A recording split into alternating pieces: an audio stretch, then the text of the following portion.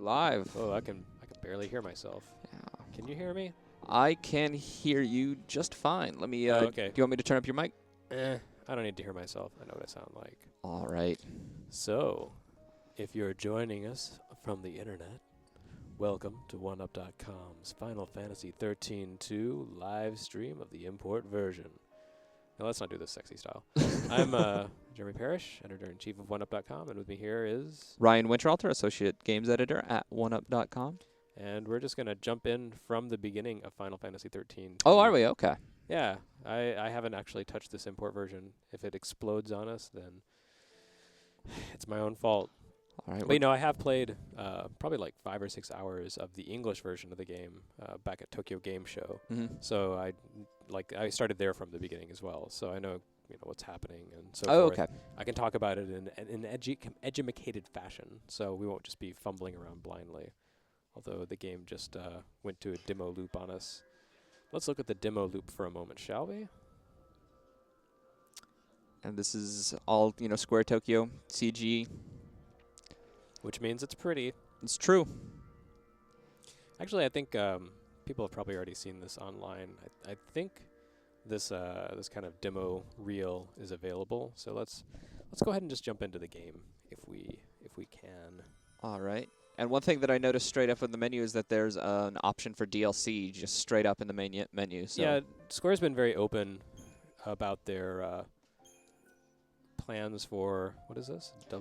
normal mode. You can change it later. It's just wanting whether you want the battlefield system to be normal mode. That's fine. It's not like 13 was that hard a game.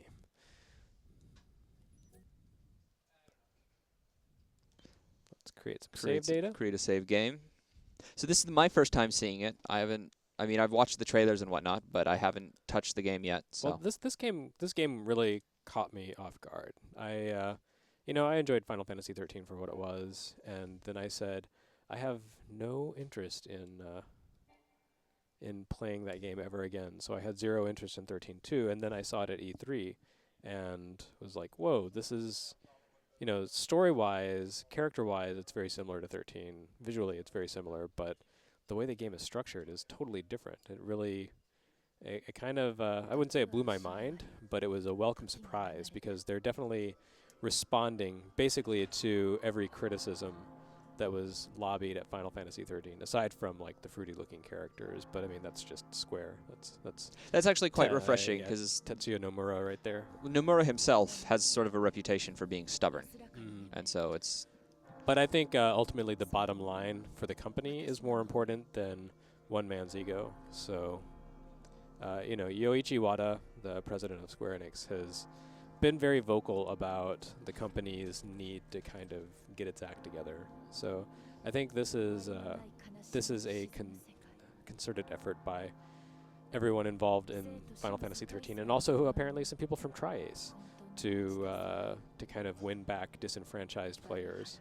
And 13 did well enough; it sold millions of copies, but it wasn't the wildly adored game that previous Final Fantasies have been. So anyway, there's a dude from Kingdom Hearts who's falling into Final Fantasy XIII too. And of course that's Lightning from FF13, all decked out in armor now.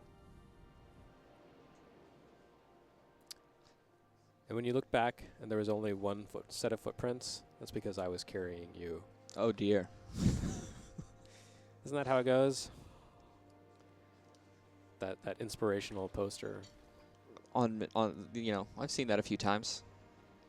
So I have no idea who that is. I think it's Rune Venus from El Hazard. Wow, that is an obscure reference to pull out. Thanks. I haven't not thought of El Hazard in years. Yeah, that show was great. That was awesome. I mean, if we're going to go full-on anime, we might as well go full-on anime with the good stuff. So Sephiroth Jr. there is kind of ticked off. It's kind of like a blend of Sephiroth and Seymour Guado. So this Final is Fantasy taking X. place in an ocean. Is this Grand Pulse that we're seeing? This is, we don't know what this is actually, but his name is Caius, and he and Lightning are not friends.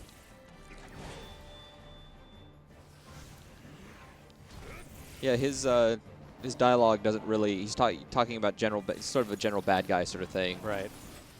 not revealing a whole lot. Because, you know, the writers of Final Fantasy games have difficulty getting to the point. I gotta say, So they always start out kind of opaque. I do like that it's at least getting into the action straight away as opposed to something. So, you know, Final Fantasy XIII, it took about 20 hours for the game to give you everything, like all your play systems and mechanics. By the end of this demo, this 2-hour demo playthrough we're doing, I am pretty sure that we will have access to everything we had at the 20-hour mark of 13. Like this game, the time to sword, if you want to call it that, is much shorter, much shorter. Like it's pretty no nonsense. There's a bit of story setup, but then it jumps straight into the action, and it's much more of an open form game. I mean, it's hard to be more linear than 13. Yeah. But this game is like more open than it's like kind of bordering on World of Ruin, Final Fantasy VI level openness. I like the sound of that because I love the World of Ruin. Well, this is kind of the same thing. Like, you can move around to different locations, and you're also traveling through time. But I don't want to give away too much yet, because lightning is still showing off. So, in case you're wondering, this part's not playable. Yeah. So this is all CG, and I should take this time to say that if you have any questions about Final Fantasy XIII-2, you can Oh yeah. ask us those on Twitter. Just send us a message at 1UP. And then we haven't decided on a hashtag. FF13. FF13-2 is a... XIII-2. FF XIII-2. However many I's that was. 3.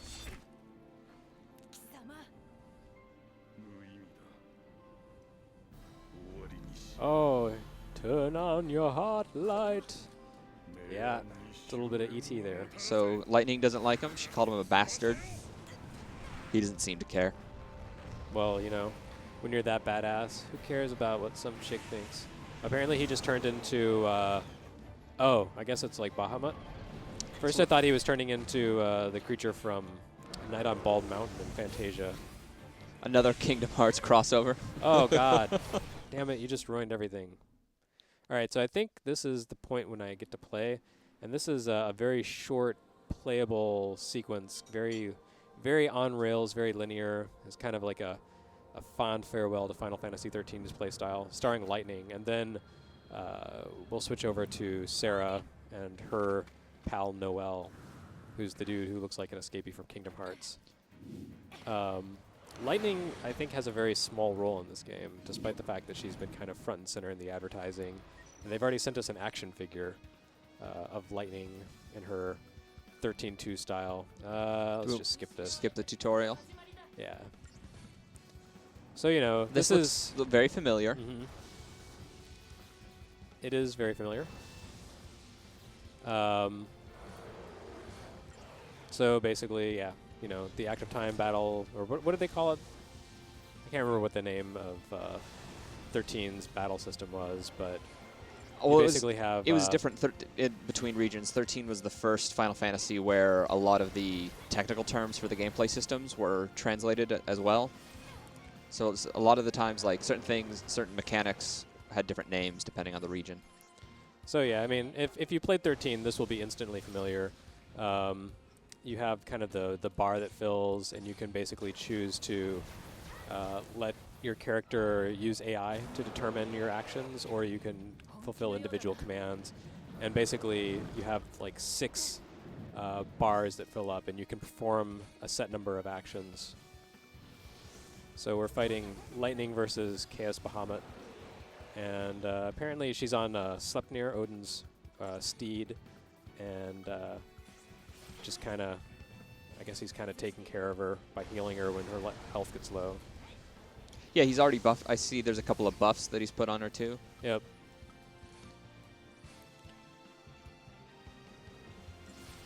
So yeah, this is not a very interactive part of the game right here, but I promise this is not what the whole game is like. This is just kind of the introduction. This is basically an interactive cutscene. And you said you felt that the graphics weren't quite as detailed as 13?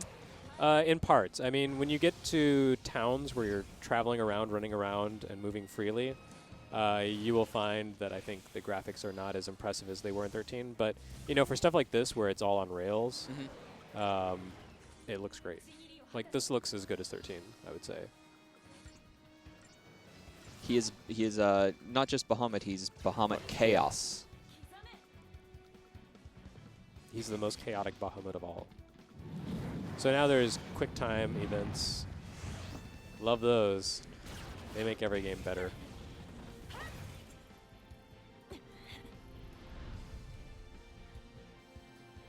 John Woo's somewhere smiling, feathers floating down. And the music seems to have it's very reminiscent of Final Fantasy XIII too. I mean 13. Somewhat. So there's quick time. Oh, cinematic action, sorry. Success. I have no idea what's happening. It's just a lot of stuff is flying around.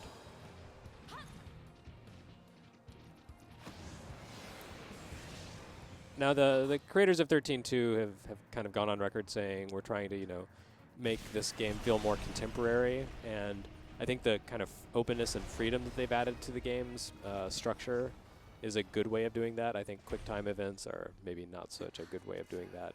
Yeah. Take the good, you take the bad. Well, and you know that's nice to hear because I like 13's battle system. I enjoyed playing the game after the 20-hour mark, but getting through that the first time, or it's even harder the second or the third time you play through it. I can't imagine playing through it the second or third time. I did it 3 isn't times. That the Soul Calibur he's got there? Looks very similar to the Soul Calibur, yeah. Well, let's see. I know Trias worked on this game, and Trias has... gotta pump that, buddy. Trias has connections to Namco. Namco publishes Soul Calibur. Coincidence? I think not.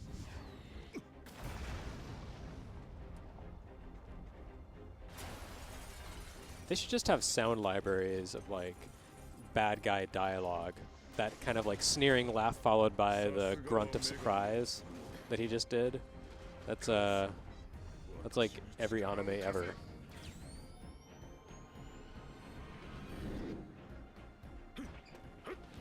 Yeah, that's one thing that I'm noticing so far is that what he's saying and what Lightning's saying isn't straying too far from the, you know, the bad guy, good guy template. Shonen anime.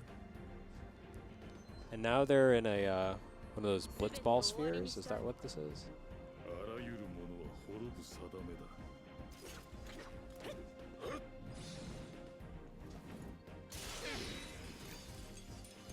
Oh. So what was that? Was that you had to... You know, it was so fast I wasn't really paying attention. I had to pick one of 2 buttons, and I didn't have a chance to read which was which. I think the action you take can be good or bad.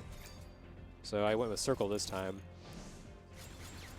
Oh, I see. I probably should have picked the other one.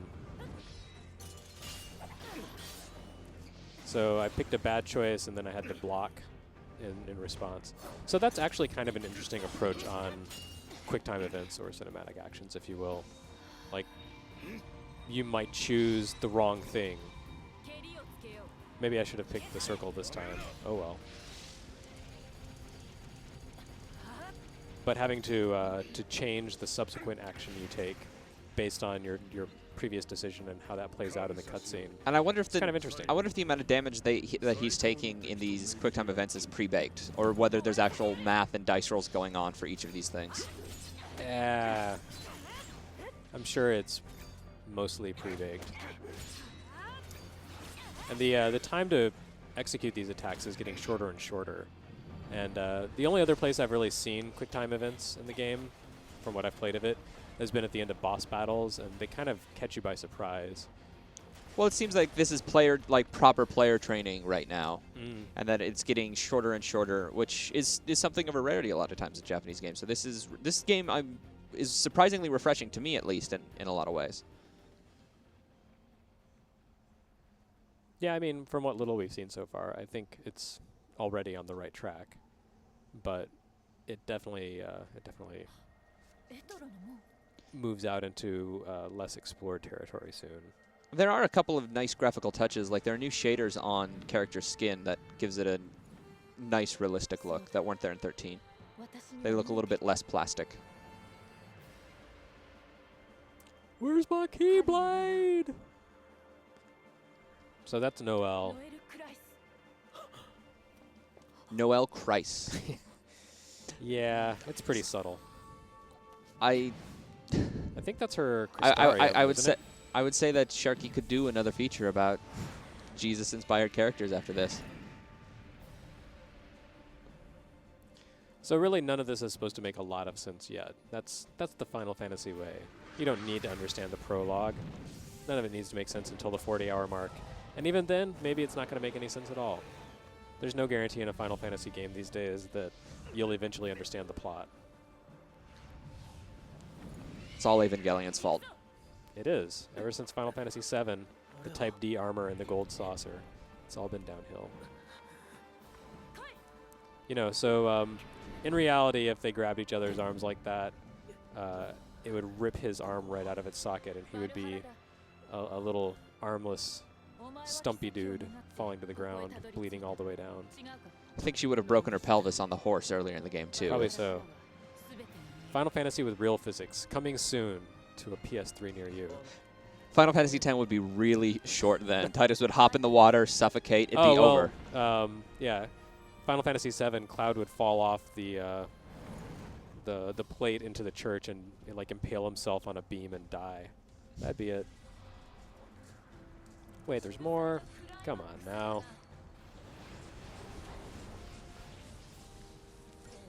So this is actually, I think, kind of starting to overextend its welcome just a bit. I'd be okay if we didn't have to go through this whole, like, a battle but not really a battle thing all over again. So in your 6 hours of play, did you ever encounter a point where the strategic decisions that you had to make within the gameplay systems mattered? Are you talking about the... Did you reach a point where you could just, like, hammer on the button?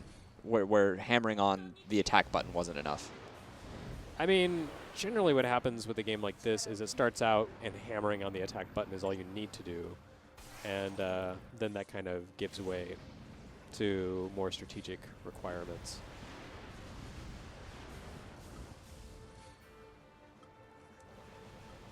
But, I mean, I didn't really see the game become extraordinarily deep. I haven't seen that much of it.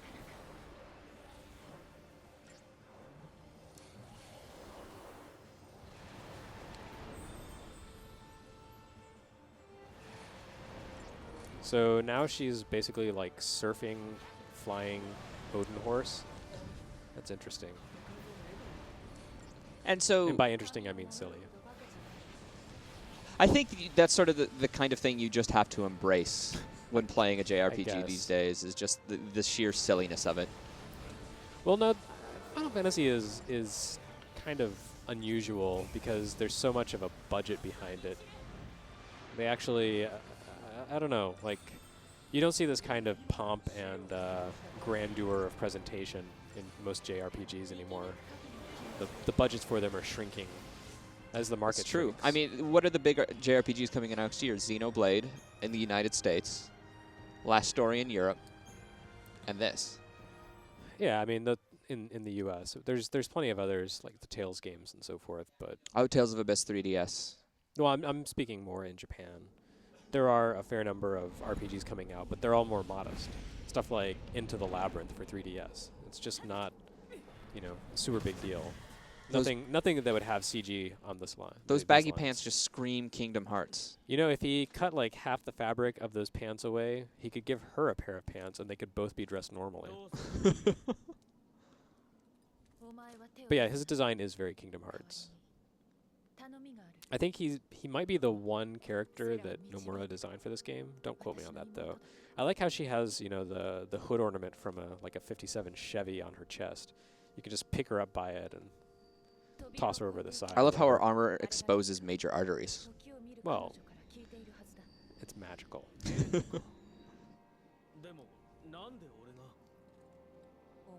I just can't stop staring at that hood ornament. It's cracking me up.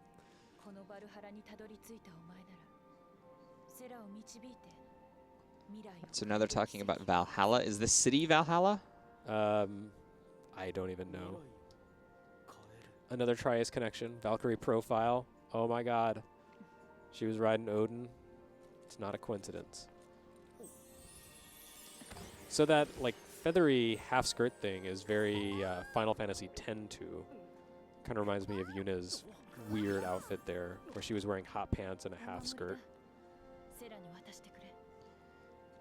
So this is actually plot relevant.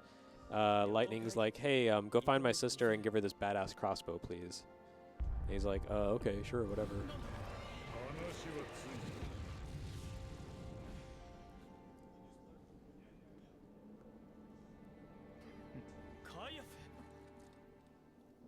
I think they're brothers or something. His name is Kaisu? Caius. Caius.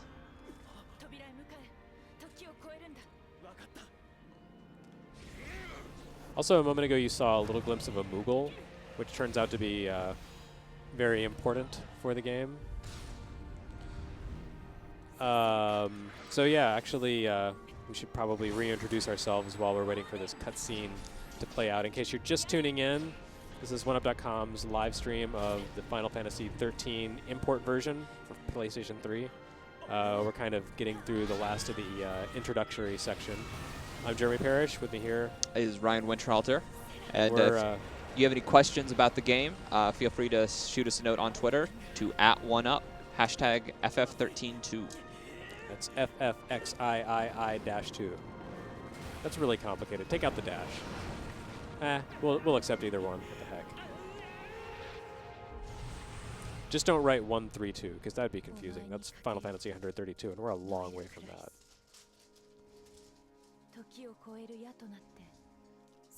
So I just can't get over the fact that the character, both his names, his first and his last names, are references to Jesus. Oh, Noel, huh. You're right. It's going to be funny if he turns out to be the bad guy, and he kills everyone. So that was the prologue. And now we get into the game proper, where you actually get to play as opposed to watch. So time to gameplay, 20 minutes. Not bad. Doing better than 13. Better than a lot. Actually, 13 kind of jumped you right into the action, but then it was basically just like hammer on the attack button for 2 hours. Yeah. You could attack and you could use potions. That was pretty much it. And it was with the, I think, I don't know, it was at least my least favorite character was Snow. I just dealing with him. Well, no, it was initially Lightning and Saz. Oh, was it? Who were the good characters. And then it switched to Snow? Yeah. But it's okay, because Lightning punched Snow a lot, so that was fine. And is this a way in a manger? It's a crystal. It's a big crystal. It's a crystal and a meteor. It's two Final Fantasy memes combined into one.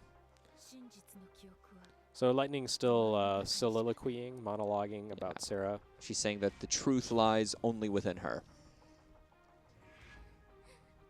So I don't know if you remember Sarah. She was Lightning's, still is, I guess, diminutive younger sister who was going to marry the human giant that was Snow, and they had those weird kind of awkward romance scenes where it made Snow look like a child molester because their bodies are so disproportionate to one another.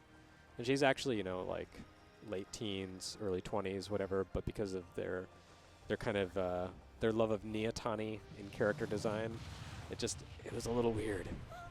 But here Snow's off doing other stuff, so you don't have to worry about him. It's all Sarah and Noel and their monsters and the Moogle. The Moogle's actually the crossbow. It doesn't make any sense, but that's how it goes. Yeah, so we've got our first question. Blasi wants to know, what's your favorite aspect of Final Fantasy XIII-2 and its changes to the gameplay? From what I've seen so far, I like that the I can skip this.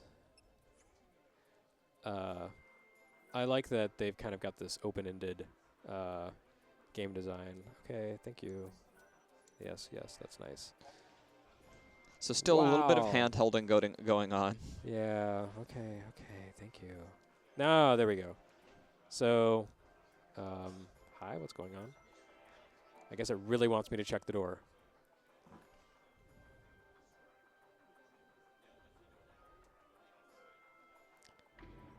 So already, oh right, live triggers are events where you have a choice to make, and these can affect, I guess, the outcome in some capacity. So You want to translate these for us? I don't Yeah, remember what they are. so Fushigi no Sekai no Yume. So in a dream in a mysterious Oh, right. world, you see clothes you've never seen before. What happens next, or what should happen next? Triangle is a dream that sees the future. Square is somebody appears. Circle is the dream continues, and X is a message from lightning. Okay, so since we know secret things about the plot, we can go with the correct answer, X, which is this a message from lightning? She says, lightning is not here. Imamita Yume. She's doing that kind of annoying vanilla thing where she basically walks like she's dancing.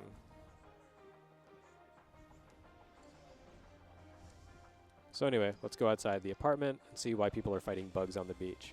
It's like no beach party I've ever been to. I mean, usually, you know, there are bugs when you're on the beach, but they're like mosquitoes. They're tiny. Not like these guys. They're huge.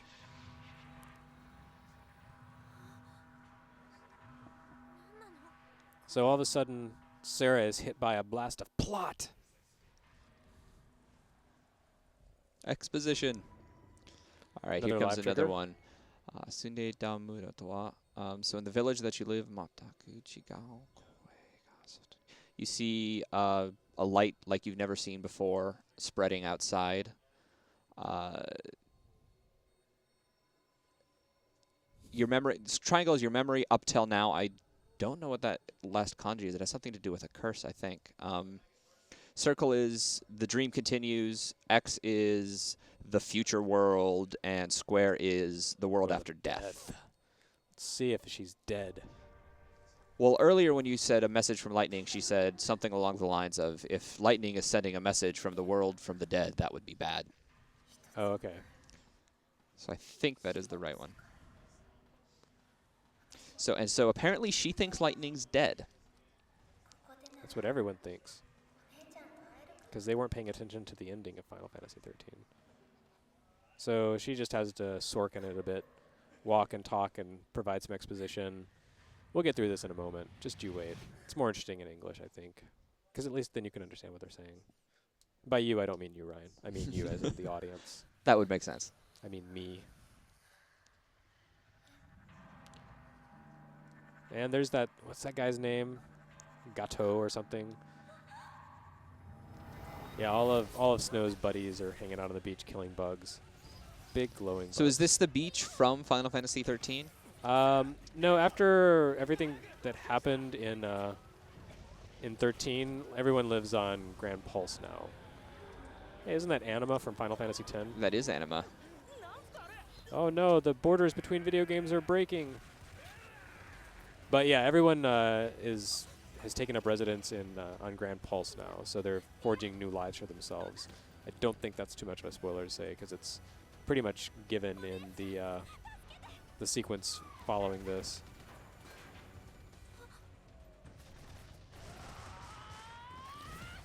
So is this a playable character here, I take it? Nope. Shideburo. So, Libero, I think. Yeah, if I'm not mistaken, you only play, from what I've seen, as Lightning, and then Sarah, and then Noelle, and their monster buddy, du jour. But we haven't got to that part yet. He's so cool.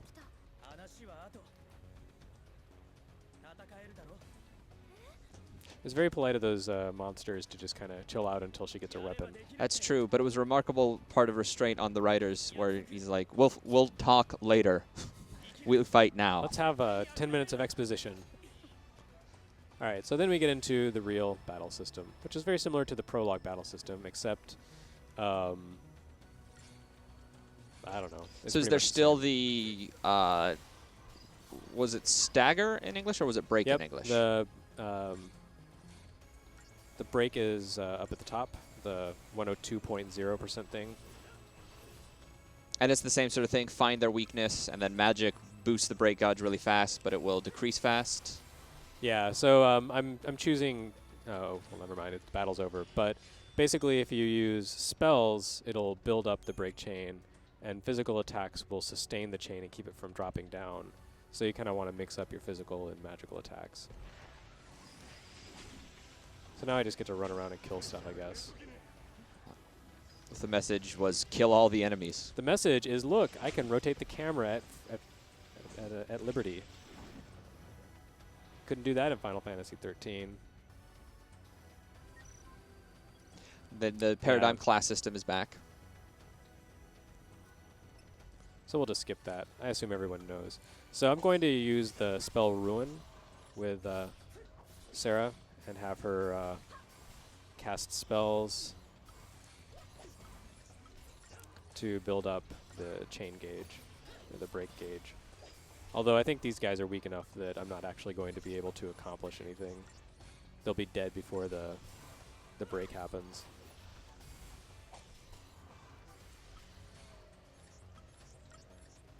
See, I guess in Final Fantasy XIII, it took about 4 hours before you got to the point where you were really breaking non-boss enemies. Right.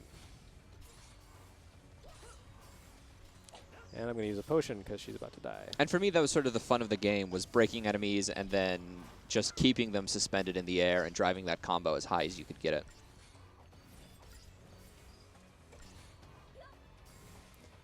And the since there's not really an opportunity for me to fill anyone's break meter, I'm just going for straight up attacks so I don't run out of health. There we go. And a health recharge between battles? Yep, it's just like 13 in that you basically reset between battles. So each battle is kind of a standalone experience, and they can crank up the difficulty on each one without having to worry about resource management.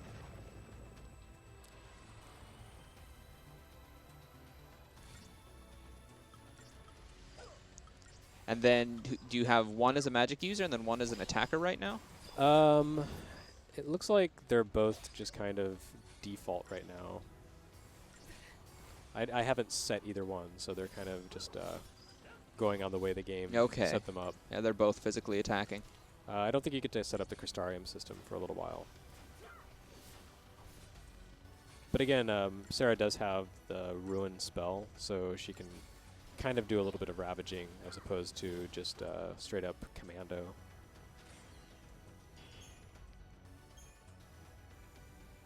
So commando was the attacking class, the physical damage class, and ravager was the magic class? If my memory serves. Okay. I did the guide for Final Fantasy XIII, and I wrote it all based on the Japanese version. I did a find replace on everything. Probably the way to do it. I've done that before with guides.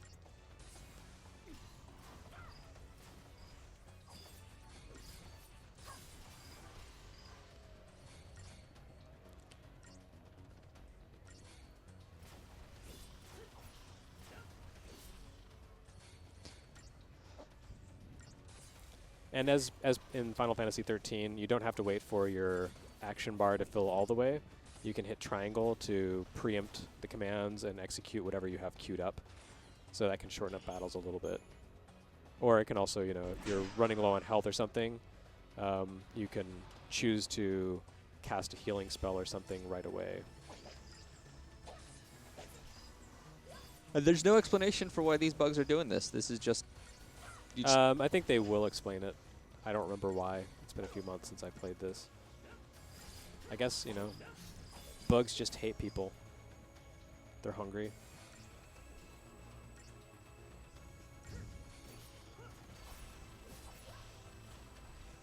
They got to replenish their glow juice.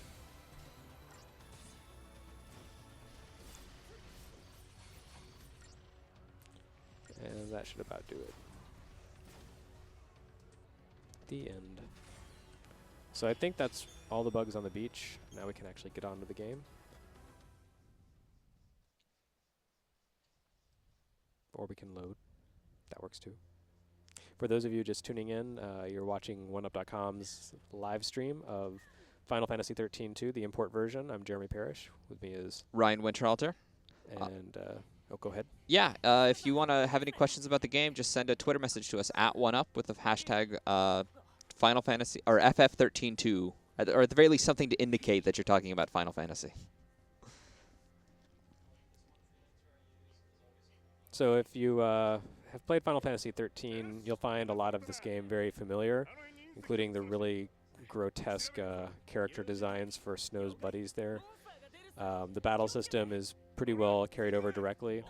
But, you know, once you get beyond this part, you start to see how this game is different. And that will be just a little bit of exposition away. But, you know, first we have to... Watch LeBro die. I don't think she's going to die. I think LeBro is French for the bro. Right? She doesn't look like a bro. Yeah, okay, so they said she's not going to die. She didn't get hit in the head, so she's safe. Is that how it works? Or the heart? Or the anime logic. There's no blood. It's cool. Why is he introducing himself? She knew his name when she saw him standing up. He's just polite. Like I said, the crossbow is the moogle, and it doesn't make any sense. But the moogle plays a surprisingly large part in this game. Aside from turning into her weapon, there's also the moogle clock. You see his little scepter there. The moogle clock becomes a part of gameplay by showing you sort of a radar of where enemies are relative to you as you're exploring. And basically, it kind of gives you a timer in which you can choose to preemptively attack enemies, and if the moogle clock runs down and an enemy attacks you after it runs down, then they get a preemptive attack on you. It's, I don't know, it's a little silly, but it's an extra element to be concerned about when you're exploring. You can choose to either kind of blow off enemies and try to run away from them and hope that the moogle clock will run out and they'll go away and leave you alone, or, you know, you kind of run the risk of just causing them to go aggro on you and chasing you down, and because you wasted your moogle clock time, your preemptive time, trying to escape from them, then they'll get an advantage on you. It's nice to see the classic Moogle return. It is. I don't know, as a Final Fantasy fan, that's nice. None of these newfangled Evilise Moogles. I like the Evilise Moogles. But I like anything about Evilise.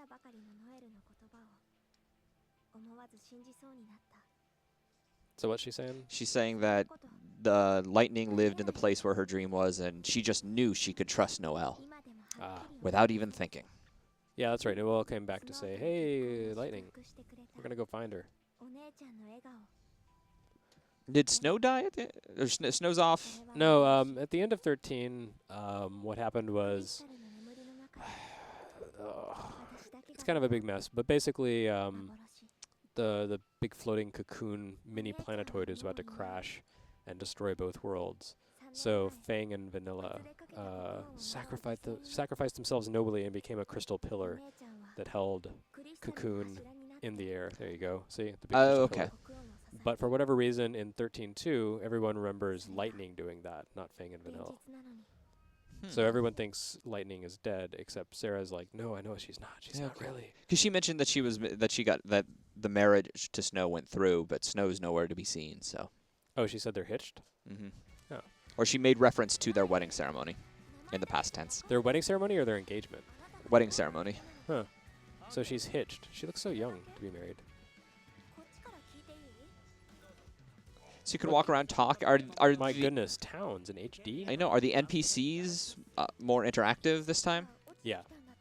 You can actually have conversations here, as opposed to just like running past someone and they'll make a comment at you, which is how it worked before in 13.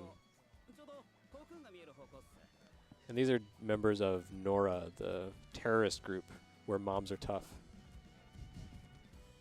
And for whatever reason, we have really blatantly obvious divisions, like boundaries for the game here, but we'll get past that. I wonder if that'll carry through into other areas.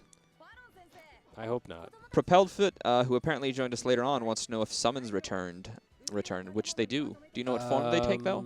You know, I don't remember, because I used summons so little in 13. I didn't even bother using them in the demo. In this game, you know, I guess... Actually, I don't think you do have summons, do you? Well, at least in the fiction they're around, because we saw Animo. Yeah, I mean, in the beginning, there was Bahamut versus Odin as Lightning was fighting. Oh, listen to that music. I want to ride that chocobo. Oh, is this the funky chocobo? No, it's not. It's a crazy chocobo. Crazy chocobo. No, but I mean it's like screechy heavy metal. But no, instead of summoning Eidolons here, as far as I know, Noel and Sarah don't have Eidolons, but you do have monsters that you fight alongside, and you can customize those and build them. All right. It's a live trigger, a dialogue So event where you can choose a Valhalla de response. lightning ni atta toyu shonen noeru. Kare kara kuwashiku hanashi kite miyou. Did you so triangle is did you really meet what do you want to ask him? Triangle is did you really meet lightning? Square is where did you come from, Noel? Circle is what is Valhalla? And X is are you a hunter?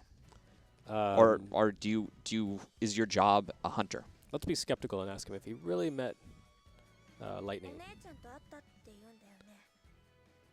We'll see what his response is. She's asking what did she look like? And then he's just describing her sentence and saying she looked like a goddess. Wow, that's flattery. So in case you're just tuning in, I'm Jeremy Parrish. With me here, Ryan Winterhalter. And we're with OneUp.com live streaming the import version of Final Fantasy XIII-2. We've made it through the intro area. Oh, and we're about to see the moogle clock and how it works. So we're just kind of skipping the...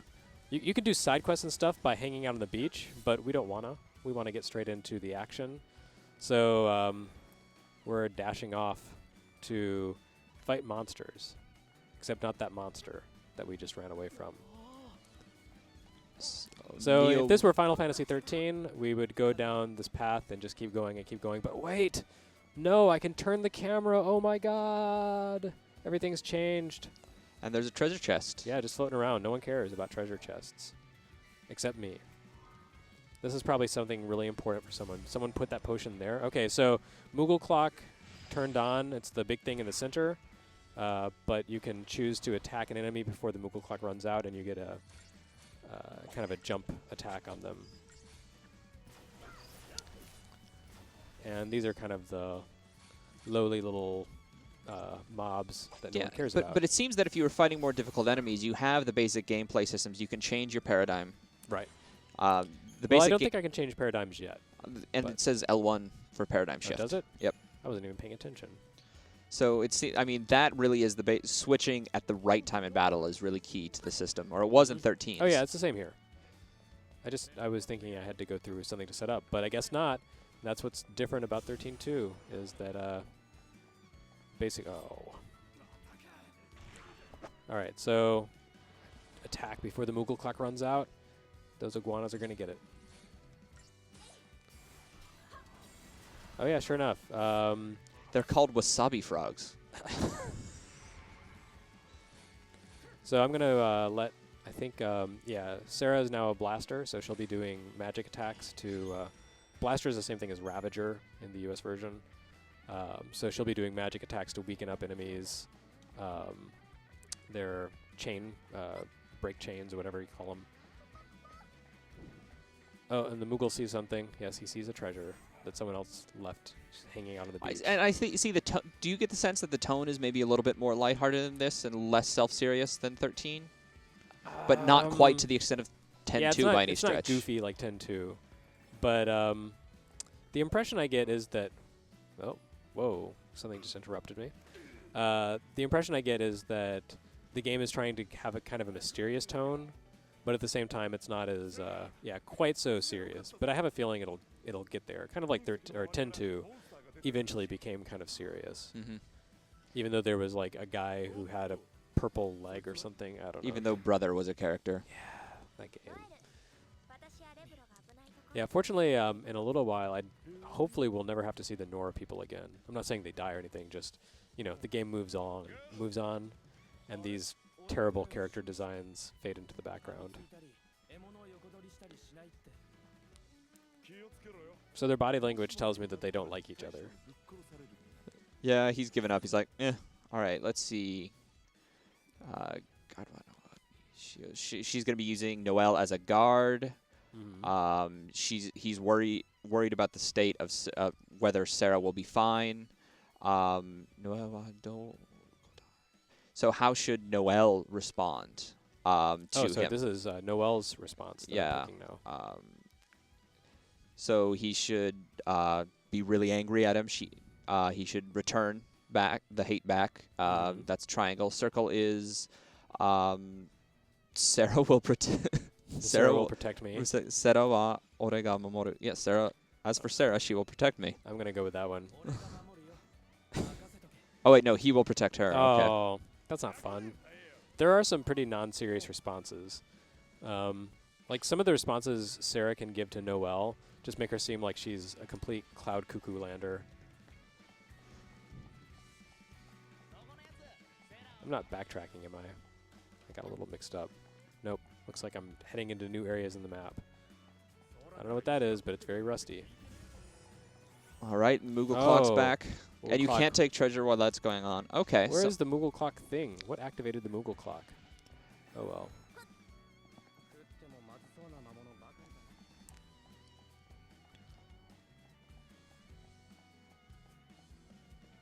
Let's just keep on running.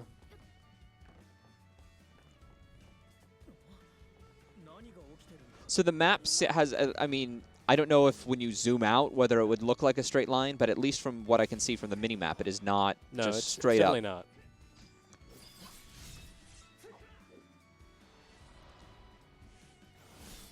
Okay, so there we go. Preemptive strike.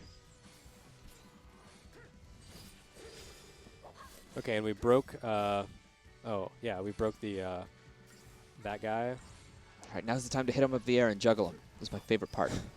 I don't think he's big enough for that. Oh no, that's right. You had to get a special attack for that. I don't believe I have that yet. Because there were some enemies that were just let's check out the menu and see what we have. So status item. auto clip. Okay. Enemy report. Map. Costume. Costumes. Oh right, that's part of the DLC. I don't think I have any costumes. Yeah, I haven't paid for anything yet, and the configure. So there's the Crystarium, I believe. Oh no, weapon. Yeah, this is just what you equip. Equipment. So it looks like you can't really adjust the Crystarium system yet. Unless I'm just being ignorant and missing stuff. Which is entirely possible. Because the pressure's on to entertain the internet with our live stream of Final Fantasy XIII-2 import version for PS3 for 1UP.com. We've been through the intro section, which is all kind of linear and a little bit reminiscent of Final Fantasy XIII, but now we're in kind of a more open exploratory area. There's these weird time distortions happening around the beach where everyone has set up residence on Grand Pulse, and no one has any idea what's going on, but it has something to do with this crystal that fell out of the sky. Oh, that's Final Fantasy V right there. The meteorites that the Dawn Warriors. The crystal meteorite. Oh, they weren't crystal. They were just meteorites. But yeah, maybe there's like an old man unconscious inside, or a wolf. Let's find out. So that is Noelle, the refugee from the Kingdom Hearts world, who met up with Lightning in Valhalla, and came to bring a Moogle crossbow to Lightning's sister Sarah, who's right here making a decision. What is this decision So the she's making? crystals in and the crystals influence something about splitting space. Maki no kangai kite. What do you want to ask him about the crystal? So triangle is Something about the Moogle. Muguri wa doko. Where did he come from? Square is to chide him for not understanding. Circle is where do magic things come from? Mabutsu or Mamono, I'm not sure. And then X is where did the crystal come from? I think I'm going to chide him because he's annoying looking. And any time that she can talk down to him is kind of awesome. Nice.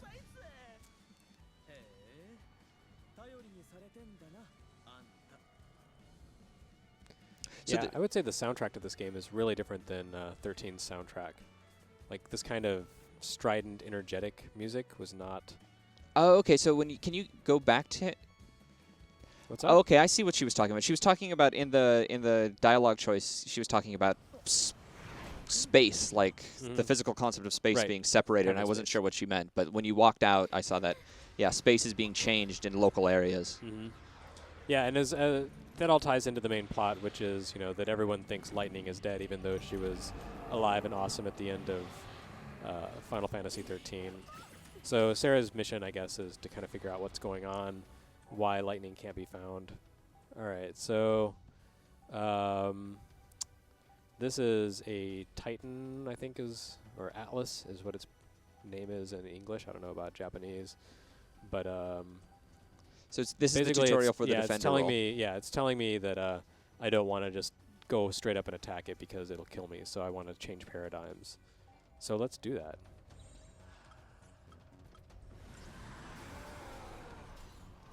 Yeah, the first time you had to do this in 13 was was with Snow against the Shiva sisters, and that took several hours to get to. So it's nice to see how fast this is moving. Yep. Yeah, this game definitely is. Yeah, we've mentioned that before. I don't want to belabor the point, but I'm just so surprised because I was very skeptical when the game was announced. As I think were a lot of people. So I just need to watch his attacks and make sure that he doesn't wipe me out. But basically I'm doing the dual blaster attacker role, Commando Ravager, to make sure. Oops. Oh well, that was kind of stupid. It didn't do it fast enough, didn't switch over quite quickly enough. What, is he not attacking? Come on, dude.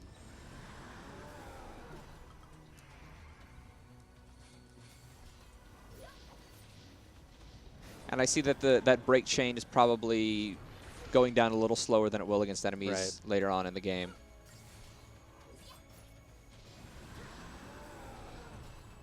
But he's just about to be broken, so once that happens, I can switch over to the double attacker role. And he's going to do something terrible and kill me, isn't he? Yeah. Use a potion. And for those watching, like, when you see attacker, defender, those will all be changed in the localized version to their American equivalents. In Japanese, this will probably take him down. They were all very clearly, it was, here's your attacking role, here's your damage dealing role. Yeah, they changed it to be a little more exotic in English. Because, of course, names like attacker and blaster are pretty exotic to the Japanese. So they were kind of trying to keep that flavor. So I've discovered a fragment, and I believe, if I'm not mistaken, fragments let me access different points in the timeline. So this game kind of has an element to it like Radiant Historia or Tactics Ogre, the remake, where you can jump around to different points in the timeline. And that is actually sort of at the core of the story. You can travel to different points in the timeline and replay time nodes from the start over and over again if you want to. So I think there is kind of that 100% completion thing that Final Fantasy XIII or Final Fantasy X-2 had, except that if you miss something, you don't have to replay the entire game over from the start and be frustrated at your 99% completion. I hated that. Yeah, I think they learned from that too, and they give you the ability, if I'm not mistaken, to replay each individual node over and over again until you find full completion. And there's, I don't know, something like 150 fragments or something that you have to find for full completion. I'm sure some of them are extremely obscure and you'll need a strategy guide for them, but at least you're not being screwed over for missing one little impossible out of the way thing like in some games. Yeah, it seems so I respect that. It's their big publicity push last week was all about the weapons. So it seems that there's a lot more optional content here than there was in 13, and a lot more, not just exploring, but just different things to do that you're not required to do. Uh-oh. Not these guys. So he wants to go searching for Lightning, and they don't want to let her. But I want to get away from those guys because they're horrible. Oh, that's his name, Gato. Yeah, Gato. Okay. I was trying to figure out, what is that? What is that? Is that just a weird way to say guard? So they touch Lavos and travel to the end of time.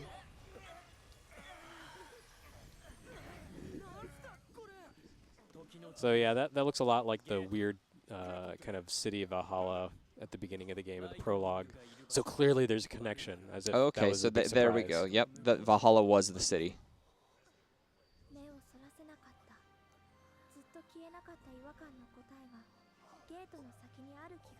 Her complexion's kind of rough. She should maybe exfoliate a All the little. characters are. It's the shaders they're using on the skin. Yeah, I think they went for realism, but maybe a little too realistic. I guess now that everyone's migrated to Grand Pulse and no longer lives in the comfort of Cocoon, they don't have Oil of Olay. They've got more dirt on them. Oh, it's very sad.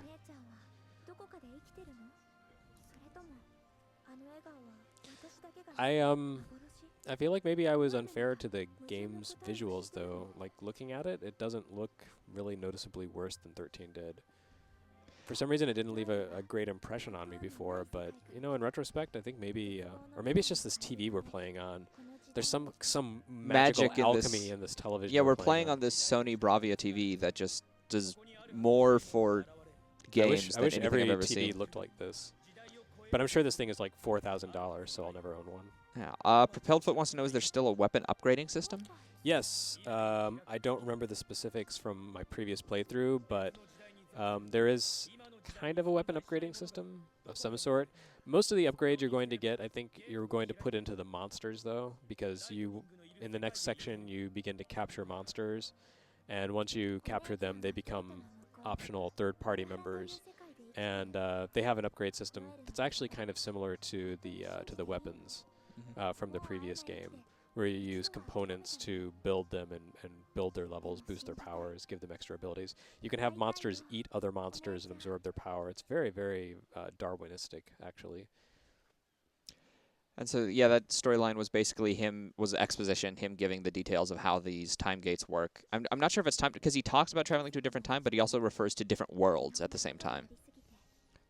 So it could be parallel dimensions, it could be parallel time, it could be a little both. I don't know. Well, I'm sure when it boils down to it, it's time, but I'm not sure whether they're using different worlds. Like, does it work on sort of a Back to the Future sort of system where changes in one affect, changes in one timeline change the others, or is it just sort of I don't think it's anything quite that straightforward. Okay, so there's the Crystarium system, I believe.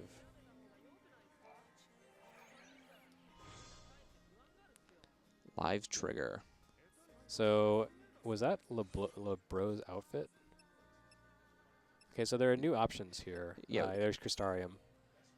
So now I can actually look at investing skills, and she has what?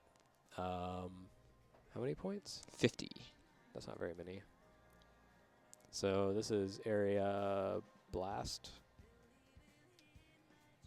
So this is her attacker role. All right, let's just invest. Oh, I can't because it requires 100. Oh no, she has 992. Oh, crystal points. 992. So let's okay. Let's see. So there's attacker, blaster, and defender. Let's make her the blaster, which is the same as Ravager. So it looks like this is almost a little bit like the sphere grid from Final Fantasy X, where you kind of moved around.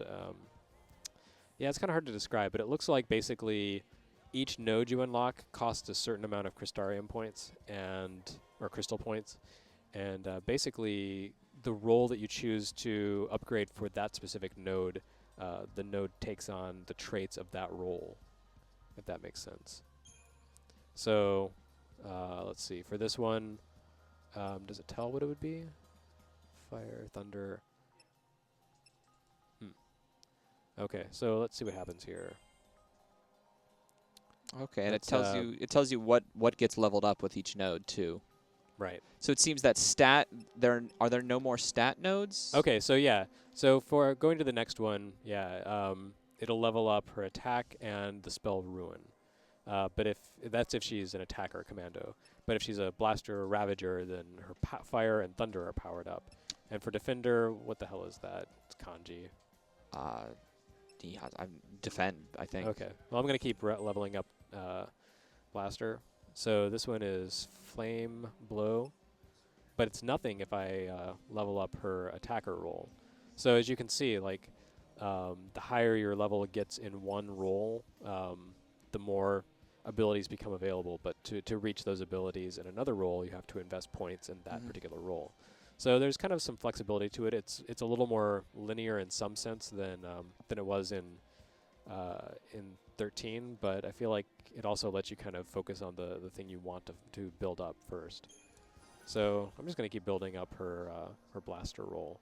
So now she has Flame Blow, which is a command ability. Move on to the next node. Her stats level up a little bit with each node. So as you can see, her attack now is 32, her magic is 38. If I were to switch over to boosting her attacker roll, then she would gain more attack power than magic power, but that's lame. Let's min-max. So it seems like it pays to specialize. Right. So her hit points went up by 3, but her magic and her attack did not go up. Okay, there her health went up and her magic went up. And looks like this is the last one I can afford. So yeah, the next ability I'll get will be Blizzard, but I need to fight a few more monsters for that. So let's switch over to Noel. Oh, that wasn't Noel. Okay. So Noel, let's focus on making him an attacker. So as you can see, his attack went up, but not his magic.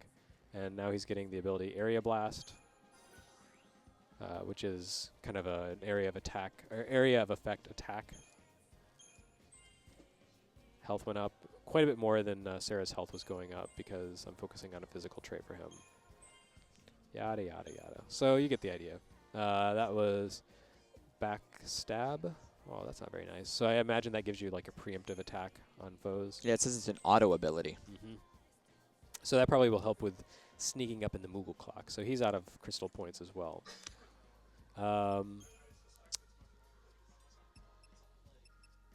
Auto select. Paradigm. Okay, so this lets you adjust the paradigms. Hooray, that's exciting. And status item. Oh, I can't change costumes. Costume map. Yep, so you can see kind of the map is a lot more open than it was in 13. Yeah, not And quite. not only that, but I've backtracked now. Probably at about Final Fantasy X levels of. No, it's. I'd say there's more variety to it than 10. 10 was really linear. Like I don't know if you remember 10, but 10 was pretty much a straight line like 13.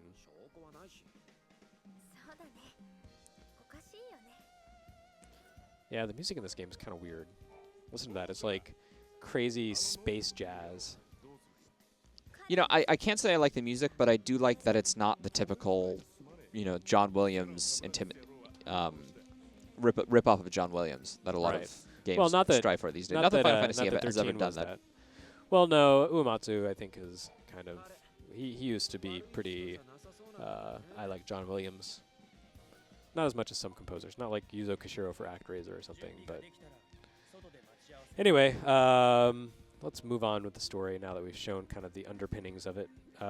If you're just joining us, I'm Jeremy Parrish, and I'm here with Ryan Winterhalter. And we are OneUp.com, and we are here to pump you up with a live stream of Final Fantasy XIII-2, the PlayStation 3 import version of it. We jumped in from the beginning about an hour ago, and we're just playing 2 hours of the game and kind of showing off what there is and how it's different than 13, how it works. And already I think, those of you who have been watching have seen that it is pretty different in a lot of ways than 13. I mean, you've got the same world, the same characters, the same narrative style, but it's a much more kind of loose game, more open.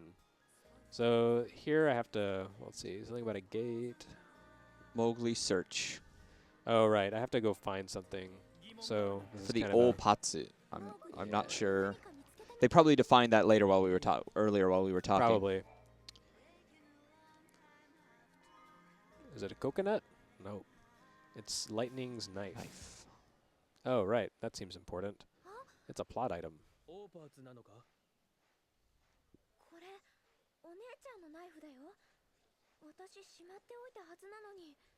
She thought she had lost it. But she hadn't. She just left it out by the palm tree for some reason.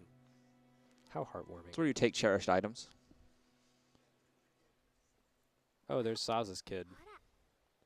I think this is a flashback to the end of Final Fantasy XIII, or the memory that they have of Final Fantasy XIII. Yeah, when the two of them Sarah and the kid, I can't remember his name, Daz, were turned into crystal throughout the course of the game, and then when they saved the world, they were uncrystalled.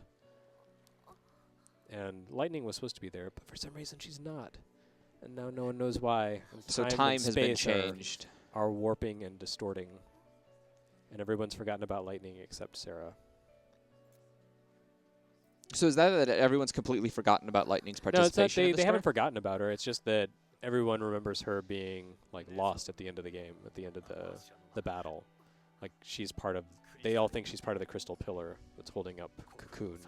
See, he even said that crystal pillar, Cocoon, blah blah blah blah. I guess that Nomura's tendency to use just random English words to talk about things. What? That's Japanese. Come on. That's not not Japanese, but Nomura Japanese RPG. But Nomura has had very little involvement with this game. He designed like Noel, I think, and maybe Caius the villain. But on the whole, Nomura is too busy not working on Final Fantasy Versus 13 to bother with this game. Yeah, which was a game that started production in 2009, still nowhere near completion, as near Square has let on. Yep. So this is a retcon of the ending of Final Fantasy XIII, because this is not how the game ended, if you remember, if you played it all the way through. She did not break down into tears at the end. And there's a little bit of musical reprise from 13 here. Instead of crazy space jazz or Ride My Chocobo thrash metal. That's what the music is. It's like NPR jazz from the future. What, the stuff we were listening to earlier? Yeah. Yeah. It's like this Grand Pulse life.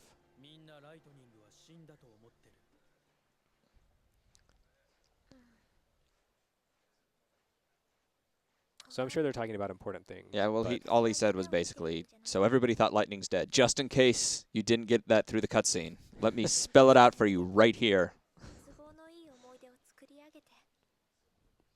In case you only read English. But yeah, I mean, we're still in kind of the expository setup phase of the game. All right, so only Sarah remembers Lightning's smiling face. From the end of the game, I remember. I beat that game. Why do other people remember it differently? So Triangle is maybe you're seeing a different future. Square is, well, of course it was a dream. Well, of course it was a dream, probably, is literally what that translates to. Circle is history has been changed, and X is inquiring about Lightning's message. Right. So I'm genre savvy, so I'm going to say, well, of course someone's manipulating time.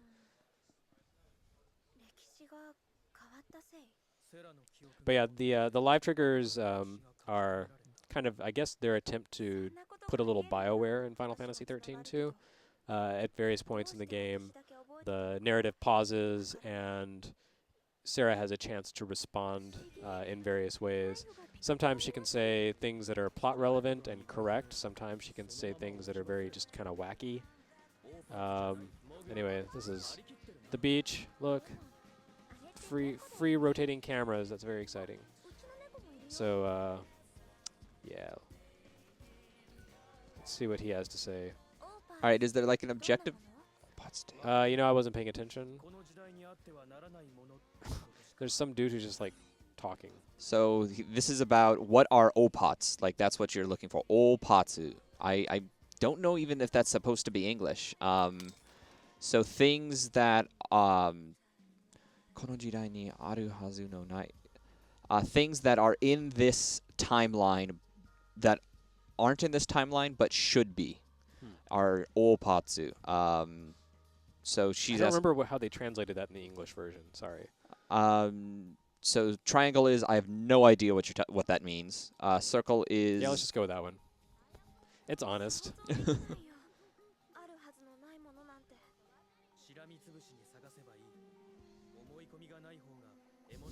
What's with that fake laugh? Oh, oh, oh, oh. Your sister's dead, and that's silly. Oh, oh, oh. So what's he saying? He's basically same thing, different words. Oh. Things from the real timeline that exist in this timeline, but they shouldn't according to history, or things that should exist according to this timeline but don't. Mm-hmm. So any object that doesn't match up with time in some way is Right. Opatsu.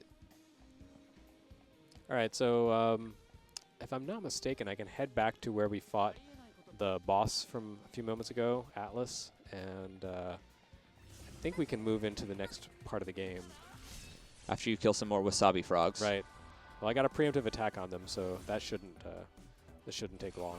There's still that loading screen before battle, which I understand the technical necessity for it, but if you could just really hop into battle, I think that would pick up the pace even more. Yeah, and as I you would can enjoy see, it. doing the preemptive attack really makes a difference to the speed of combat. I mean, that was over almost before it began. So Iron yeah, so Bangle. here's an item I can equip. Or back, Oh, whoop. 2 down. There we go. Yeah, so she's kind of a weakling, so. Nope. There we go, yeah.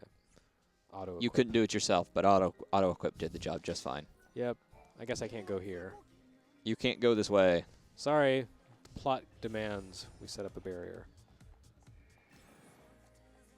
And for those who have just kind of tuned in, that's the moogle clock you were seeing, and that's basically sort of an enemy radar. Whenever an enemy appears semi-randomly, you have basically a few seconds where you have an opportunity to launch a preemptive strike, like this.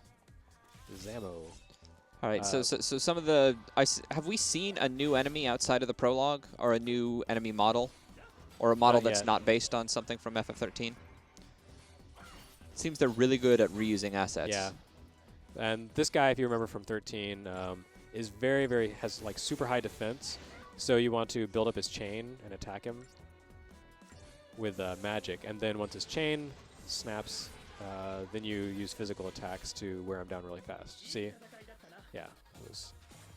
Those strategies will carry over just fine.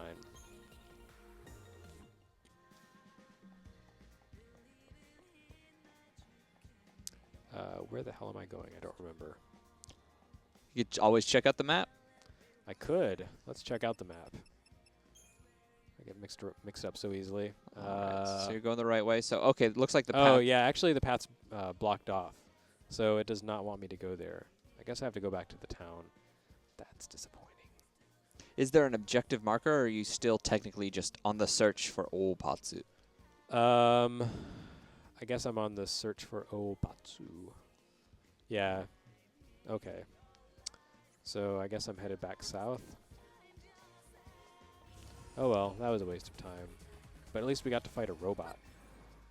Robot's gotta die. That was the first enemy that you were actually required to break to defeat. Mm-hmm. Yeah, and again, you know, we've been playing for an hour, so it was much faster than 13.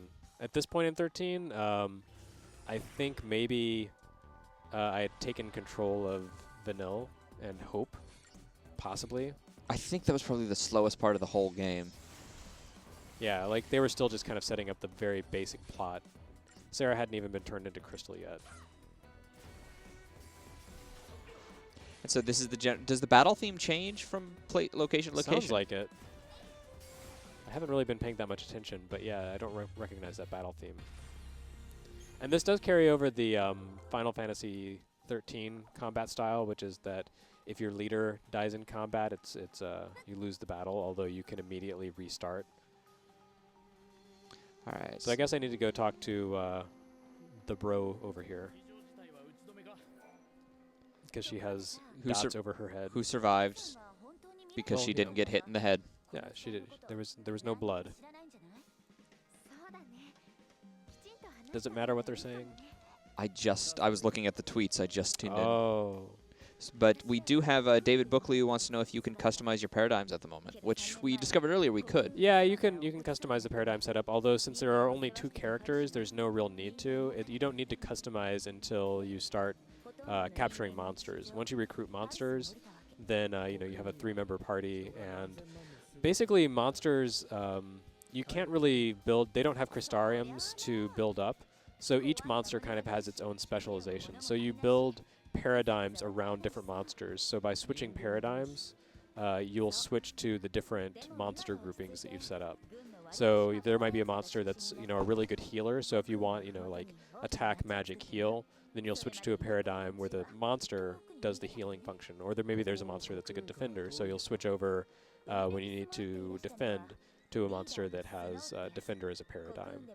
So it's kind of an interesting approach in that you have like this entire group of kind of secondary characters that tags along in the 3rd slot, and those change out based on their predetermined abilities and roles, and you sort of customize by setting different characters in that spot and the different monsters in that slot. I was still yet more exposition talking about how Snow helped found the community and stuff, and now that he's off doing mercifully missing something else, it's up to Sarah. But I have to talk to his dopey friends. The plot demands it.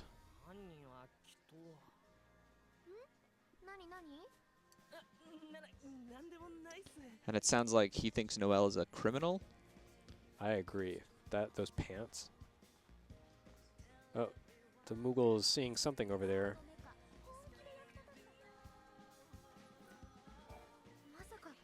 Apparently the cats. Yeah, okay, I vaguely remember this part from before. The stupid little cats that I have to chase around.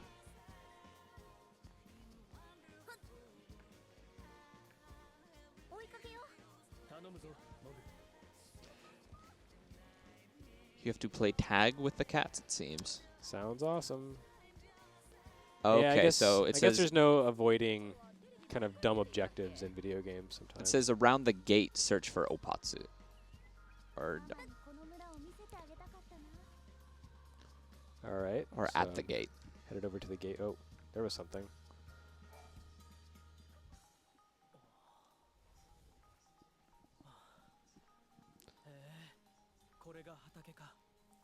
So I admit that I'd forgotten that there is kind of this slightly slow part at the beginning, toward the beginning of the game, but I swear to God that after you get through this kind of dopey stuff where you're chasing cats and moogles around, it really does just kind of open up and let you play however you want for the most part. There's still, a sort of linear story, but basically as you explore, you uncover new fragments, and the fragments basically function as time nodes and places you can jump to and explore different facets of the story, different timelines. Oh, another decision point. So in the future, Noelle is the last man. I think that like the way they phrase it in The Last Man might even be almost how like the Omega Man or I Am Legend was titled in Japanese, but I'm not sure. So want to ask him about that. Triangle is why are you the last man? Circle is what does it mean that the world ended? X is what about other things, other living things? And Square is I can't believe you. I don't believe you. Do we believe him? Yeah, I'm sure he's the last man. Last All man. right. So let's see what he means.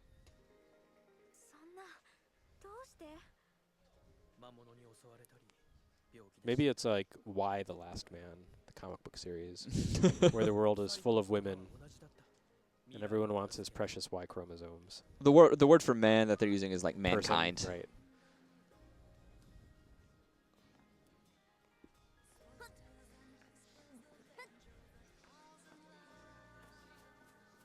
Oh, there's the cat again. Hello, cat.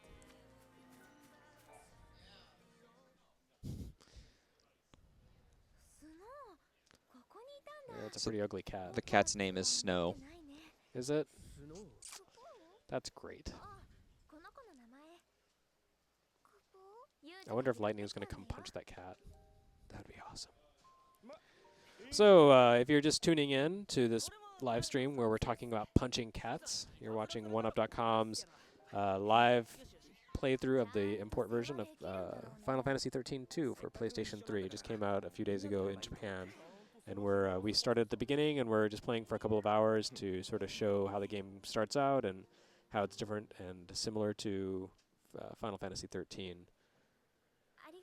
I'm Jeremy Parrish. I am Ryan Winterhalter. And there on the screen is And Sarah. they're Sarah on the Farron. Screen in a flashback. And her Mog Snow, who Lightning's going to punch. Because it's an ugly cat. Anyway, we're slogging through some plot exposition. Because every RPG has to have the really slow part at the beginning where people talk a lot in a peaceful setting before things get real. Except 13. 13 things were had always Things just were gotten messed up real, from the beginning. but it was very slow to build the gameplay mechanics. But they got despite real that. for Snow and Hope. That's what happened. They're in the middle of a war zone and they don't care, and then Nora dies. And that hammers things Even though home. moms are tough. Oh, another decision point. A live trigger. All right. I was not even paying attention to this cutscene, so... Which of those answers seems kind of the jerkiest thing to say? My My goal with this game when I played in English is just to be as obnoxious to Noel as possible. the questions just like seemed like complete non sequiturs. Like Circle is the cat's been through a lot of tough stuff, and then Yeah, Triangle. cats are tough, like moms.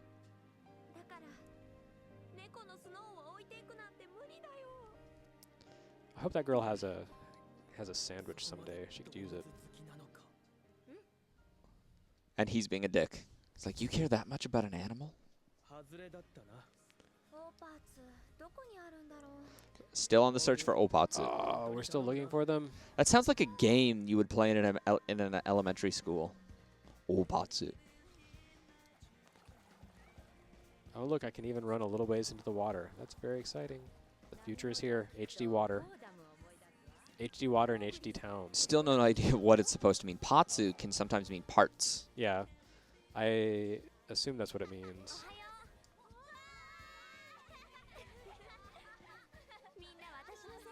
Oh boy, it's children. So she's a teacher. Oh, right. That's how all my teachers dressed. Oh, that's right. Those clothes were mysterious clothes that were a vision from the future. Especially, No one seems to mind, though. No one's like, hey, your clothes are missing panels. especially in elementary school, that's how all the teachers dressed. What is happening here? Even though she's from a fantasy realm, she's very Japanese.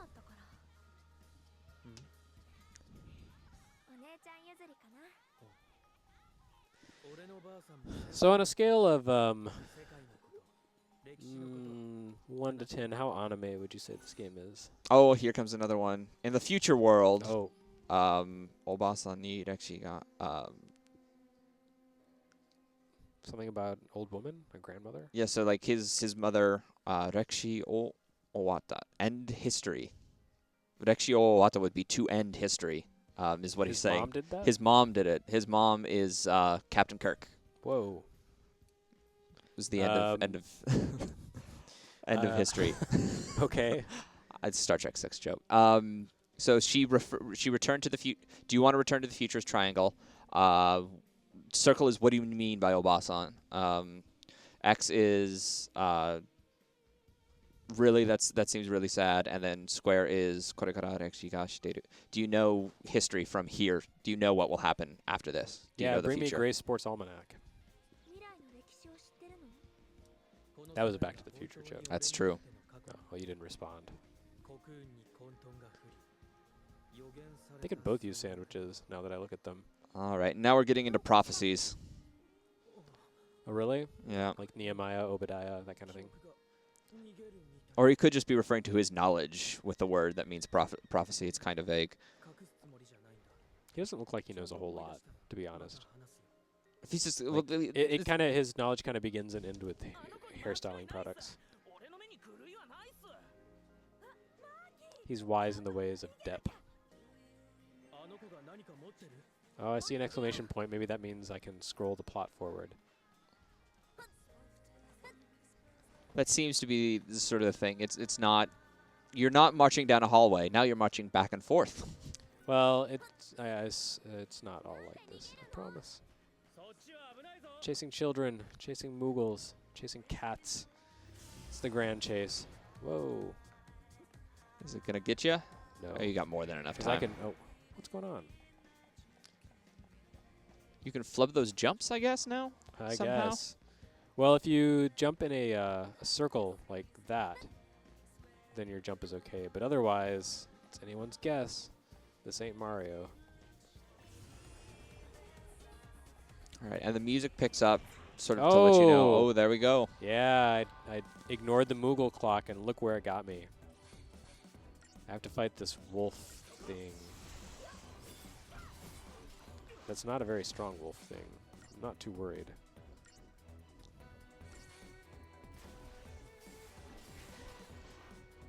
Plus, it's focusing on Noel. Who cares about that dude? There we go. He's gone. So, for those who are just tuning in, the Moogle is also the crossbow, is also the clock. It's a little weird. And do they ever explain why the Moogle is a clock? No, not that I'm aware of. It just is, because they want to sell you merchandise, I think. All right, Junior, what's up? That was a big game of tag. All right. Well, as long as it's a tag that moves the plot forward, I don't mind. All right. These are getting kind of... there are a lot of dialogue choice. It's like BioWare, man. So you think that the kid is hiding something. How do you want to deal with him? So triangle is... So for a year... Something about his food. Ogoru. I don't know what Ogoru means. You want to Ogoru his food for a year. Withhold his food rations, maybe? I don't know. Anyway, so punishment. Yeah, basically. punishment.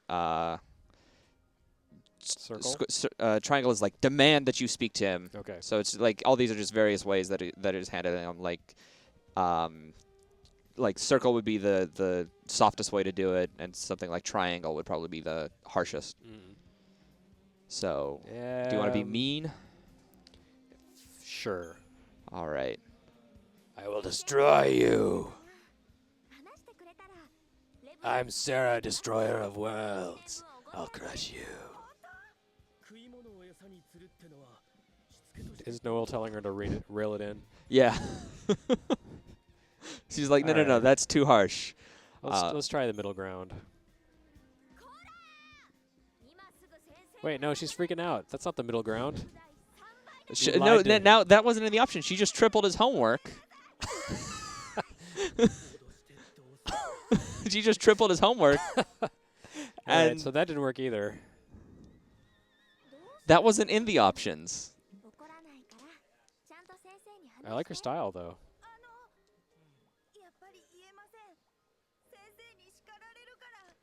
That dude looks like he's baked out of his mind. And he's like, all right, this isn't working. Let's try a different tack. All right. All right, so this is a whole new set of options. So he's keeping it. What's the next tack? So triangle is to sort of like empathize with them. Circle is it's okay if you can't tell me. X is to be petulant and be like, tell me. And square is why did you run away? Or square is right. Why did you run away? Let's try to be sympathetic. Let's be the cool mom or teacher, whatever. The big sister. Whatever. Just wring it out of him, you little worm.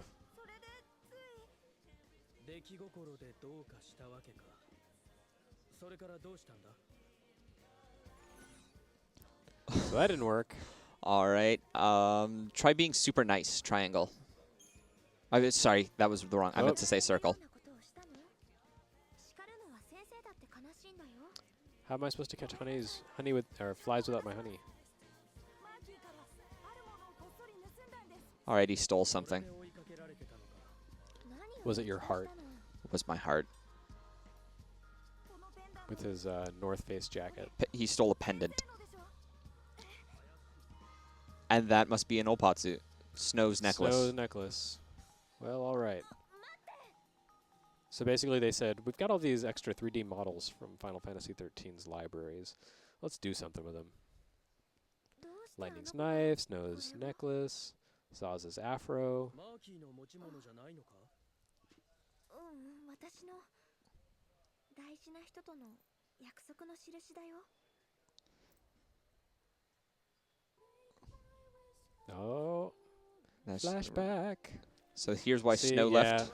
Because he's like, I'm too big. I'm going to crush you like a twig if I try to hug you. And everyone thinks I'm a child molester. We can't be together anymore. It's the cheesy beard. Yeah, what is up with that?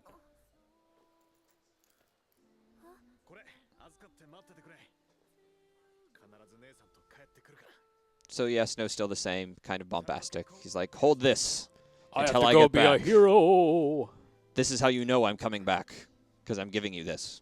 そうしてスノーは旅立っていった。お姉ちゃんは生きてて二人を祝福して。 And then he was hit by a bus. 私の記憶を彼だけは信じてくれた。 And Snow was the only person who believed her memory about Lightning living. だから待ってるの。 Did he really, or was he just humoring her? He was like, I gotta keep domestic tranquility. I don't think Snow's that bright. That's true. Oh my no. God, another one. All right. Can I just choose Renegade? Let's see. X is for the children. So why are you searching? Why did Snow leave to search?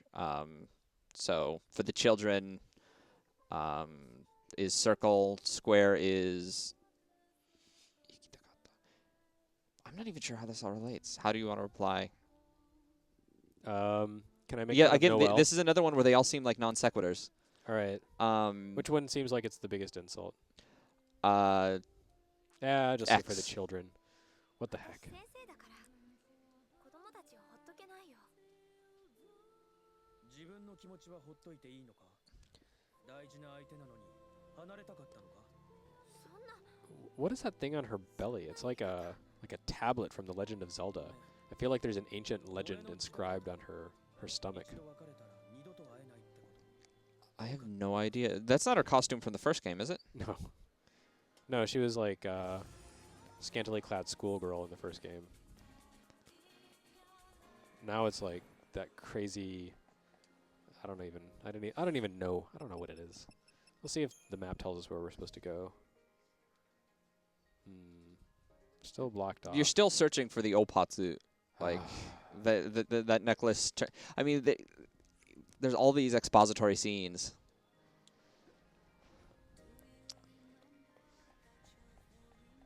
Should I just follow him? I guess so. That's probably a good idea. It works earlier. What did he say? スノーって誰？セラの何？ Oh, he wants to know who Snow is. So, He's a Triangle, hero. he is super cool. Is Triangle. Square is he's an important person. Circle is okay. I misread it earlier. No, they're not married yet. Circle is he's my fiance, and then X is he's my hero. Yeah, whatever. 私のヒーロー。クリスタルになった私をお姉ちゃんと一緒に助けてくれたの。へえ、本物のヒーローなんだな。この村に住んでる。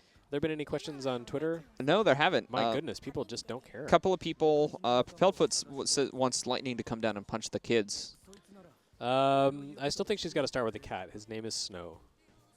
Lightning always starts by punching Snow. We'll see if they've cleared up the map yet. No. Right. Um, So can you get to the gate, or is that way just completely I blocked cannot off? get to the gate. So, were you paying attention to what he said? Like where we're supposed to go?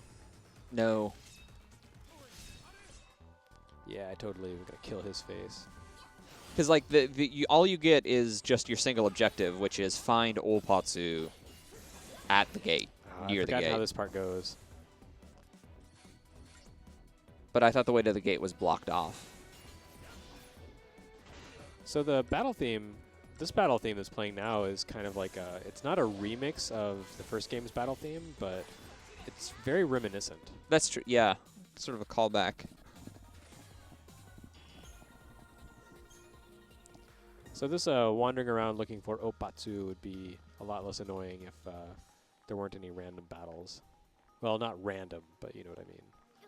Well, they are random. They sort of just come up out of They the are, ground. but they're not random battles in the usual sense of you're walking along and all of a sudden, oh, you're in a battle. Okay, I guess this was the right way since I've activated a cutscene. Oh, okay, yeah, this was the right one. He's lamenting the fact that you haven't found any yet, so that You seems and me to both, indicate. buddy. I think I'm starting to like this guy. この村にそんな人はいないよ。そうだな。でも悪いやつ So while we lament our not having found any Opatsu, let's talk about who we are. I'm Jeremy Parrish. I am Ryan Winterhalter. We're OneUp.com, and we're live streaming the opening hours of Final Fantasy XIII-2 for your edification and pleasure. If you have any questions about what's going on, just send us a question at OneUp on Twitter using the hashtag FF13.2. Basically, no one in this game beat Final Fantasy XIII, so they don't know that Lightning's still alive. They think she's dead. Again, and you get the same objective partner. Search Not again. for Opatsu at near the gate. Oh, there we go. There's an objective marker. Finally. Oh, it's inside. So you gotta Oh, go. okay, yeah. Gotta There we go talk to the dude with the pompadour again. I don't wanna. No, I remember this part. Yeah, mirror, mirror on the wall, etc. おいこの鏡 Oi. So this mirror is Opatsu, apparently. I'm guessing. I'm hoping. I'm really tired of searching for that stuff. Yeah, I don't believe this mirror was in the previous cutscenes. どうなってるの？ Oh, it's a soul gem. If she 時の家 enchants her weapon to capture souls, 多分 she can. これがオーパーツだ Oh wait, I'm thinking of Skyrim. Just never thinking mind. of Skyrim. It's understandable. It's all so muddy and confusing in my mind オーパー now. ツは見つかった。それじゃあ、お姉ちゃんとバルハラで会ったという言葉も If I'm not mistaken, this is where ゲー it トの starts to get 向こうに real. 旅立て So ば time to get real is 1 hour and 35 minutes. All right. So Not bad. she's just sort of complaining. She's like, well, Noel was right about the Opatsu, so if he's right about this, he must be right about lightning. So I believe him. Oh, parts. No, there's O parts. O parts. Ooh, Not O parts, O parts. Oh. 結局オーパーツって何だったのかな？ Yeah, they have a different name in English because that's a あの dumb 鏡 name. Live trigger reward. So it Yeah, seems so like basically the better the responses you give, the better your reward. So I guess I didn't give very good responses. ありえないもの Well, that doesn't seem to be doing anything for me.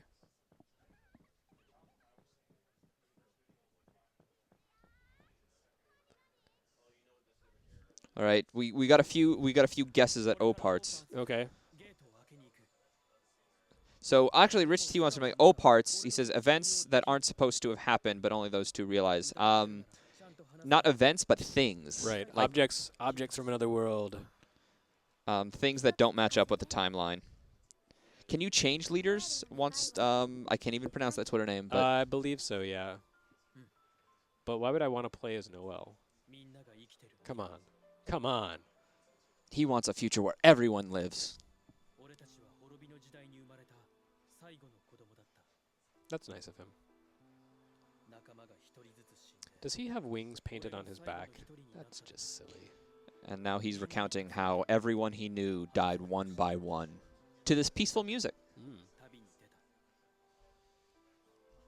I mean, if you've got to go, at least you can go peacefully. That's why he travels around. He's like, I didn't have much better to do because everyone I knew died, so I'm traveling around doing stuff. でもせめて See, without anyone else around in his world, no one can tell him how silly his clothes look. That's why he has to find other people. 飛び込んだ Captain Sandwich wants to know, did we get a costume and can we check it out? We don't have a costume 自分 yet. が願ったことの I just checked a little while ago, and nothing doing. でも But that's part of the grand DLC plan. Since we ordered this from an online retailer, any retail incentives were not included. 俺にチャンスをくれた They're not 未来は変えら thick れる with Square Enix. 俺は信じる Do you know if there were retail incentives in Japan? I Yeah, think there were. I don't know exactly what they were, but I know that there were pre-order bonuses. The fact that that's come to Japan is rather surprising. And I'm sure that will be the case here as well. And then at the end, Noel decides he wants to believe he can change the future. So we don't know if this is a Back to the Future sort of time travel or not. Well, we should pull out the Polaroid and see who's fading away. Oh, there's like a Oh, dead wow. dude on Bunch of questions just came in. Whoa. Do we know if there are going to be any more playable characters than these two? We've sort of talked about that, the creatures. Yeah, there are sequences where you control lightning. But otherwise, as far as I know, you pretty much play as Sarah and Noel throughout the entire game. And then you have a third party, which is a monster. And you can collect a bunch of different monsters and build them up, not with the Crystarium, but by integrating parts into them, have them eating other monsters, etc., etc. And eventually, what am I saying? Not eventually. I'm saying eventually I want to get out of here. But no, basically monsters have set abilities, and you put them in place of paradigms, basically. It's kind of hard to explain, but say, you always have Sarah and Noel as Commando and Ravager, and then you want a medic or a defender, so you put a monster that is kind of specializes in healing or in defending in that third role. So then when you paradigm shift, it will switch out monsters to the one that matches the role that you want the third slot to be. I gotta say, these new skin shaders on the low poly models are really creeping me out. It's a very strong Uncanny Valley effect. Let's see if the map says where we're supposed to go. A Prelude to More says he's listening to us while playing his import, and he says, "Don't worry, it gets better." Oh, yeah. No, I've played more of this. Okay, and it looks like the block on the left side of the map is gone, so I can go up to the gate now. That's what I was thinking. Okay, so Zion 360 says O parts or OO parts are artifacts in English. Okay, that's right. That makes way more sense. We'll see how fast I can kill these guys. I bet it's pretty fast.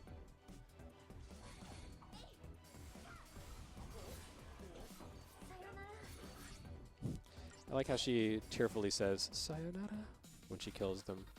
I'm sorry, Wasabi Frog. It was never meant to be. And See if I can power up the Crystarium again. Propelled Foot wants to know, do Noelle and Sarah learn any new roles? Because there's the 3 roles that you can level up right now. Probably. But then there But I should don't be know them 3 yet. more. Right? Were there 6 roles? Yeah. Okay, so I have enough Crystarium points to get another step on the chain for both characters. So let me go ahead and explain this again. Basically, if you look on the map, or the left side of the screen where the little fingers going up and down, you have the 3 different roles that I know so far: Attacker, which is Commando; Blaster, which is Ravager; and Defender, which is Defender. And basically, every time you purchase a new node on the Crystarium, it levels up one of these roles, and you determine which level or which role you want to level up with each purchase. And you basically each node costs a set amount of Crystarium points, but does not have a set statistic or ability set to it. The ability you gain determines what level you've just moved your role to. So, for instance, it looks like if I take Blaster, which is the middle one that I've selected right now, from level 9 to level 10, the ability that will give me is Blizzard. But you can see Blizzard, the word in blue above the circle in the center of the screen. But if I go over to Attacker, because that's only level 2, I'll be taken to level 3, and I won't get any abilities for that. I won't get an ability until later, further into the Attacker role. It looks like in the bottom it says level 4 will be Area Blast. So if I were to level up the Attacker role twice, then I would gain the Area Blast ability. Whereas here, going to level 10, I'll get Blizzard. The next ability that I will gain after that will be Arrow, then Fyra, then Thundara. Likewise, Defender, if I take that from level 1 to level 3, then I'll get Rise Guard, I think is what it said. Then Bile Guard? I don't know what that is. Area, Barrier, and so it kind of gives you, in the right side of the screen, it gives you an indication of what is further ahead for each class that you're specializing in, or not specializing in, as the case may be. I'm kind of taking the min-max approach. So right now I'm selecting for Sarah a level up, and I'm going to level up her Blaster/Ravager ability, so I will gain Blizzard. So there we go. Now she knows Blizzard, and she also gains 2 hit points and 2 points of magic strength. I only have 72 crystal points now, so I can't purchase the next slot for her, which is 150 crystal points. But if I were to level up again, I would either go to level 11 of the Blaster Ravager role, or I could choose to select the attacker or commando role, and that's still at level 2, so I would still be going to level 3, if that makes any sense. So likewise for Noel, you can kind of see a little more of the Crystarium here. Oh, yeah, I can move around with the right stick. So you can see the things that I've powered up, and pink means that it's the commando attacker role, which I'm kind of specializing in for him. So I'm going to take his attacker role up to from level 9 to level 10. That does not give me anything. Going to level 10 for attacker, unlike for blaster, does not give you a new ability. It just gives you stat boosts. So he's going to get 10 hit points, and that's it. And if I go to level 11 for attacker, I still won't get anything. But if you look in the lower right-hand side of the screen, going to level 12, I'll get break burst. So there we go. Break burst, yeah. So that's how the new refined Crystarium While we're works. here, Jackal Beaver wants to know, how do the weapons work? Pretty much the same way. You can switch out to different weapons. I believe you can upgrade the weapons, but we haven't gotten far enough into the game to actually figure out how that works. So I cannot speak authoritatively on that. All right. And Captain Sandwich knows, points at to LeBro's, the proper spelling for LeBro. Which makes sense. Seeing these words in English, all of a sudden I'm just like I look at them in Japanese. L-A-B-R-E-A-U. Yeah. I still like the idea that her name is French for the bro. She's a bro. All right, so let's head on to the gate now. Come on, jump. And then Jackal Beaver wants to know, what is this outfits things you're mentioning them? Are they purely cosmetic, the outfits that I think so. Like I saw a mention online today that you can, from one DLC or retailer incentive or something, is where do I go from here? Is there a way to get up? I can't remember. I want to get up there, but I don't remember how. It's very sad. Yeah, one of her newly announced outfits is a bikini. It's super classy. Square-Enix keeping it classy, as always. Catering to the Japanese nerd. Yeah. I mean, yeah, there was a launch event in Akihabara where they got a member of the girl band AKB48 to dress up as Sarah. So, yeah, pretty awesome. And there's a couple of questions about the dialogue choices. Jackal Beaver wants to know, is it more like Mass Effect or a Persona game? And then Wayne Michael Lee wants to know, do you guys think dialogue options will have more of an impact on the story as you progress, or are they superficial? No, I don't think they have a lot of story importance, but they do have, you get different responses from characters. Like you can say some pretty obnoxious things to Noel, and he's like, "Why'd you say that?" Which is pretty funny because Noel's kind of dopey. Yeah, and you could play as Noel if you wanted to. If you wanted to play as, but why? Kingdom Hearts guy. And then probably a typical 40 hours for this game. Do you think? I think if you want to go for the full 100%, it's probably going to take longer, to get to the true ending, for whatever that's worth.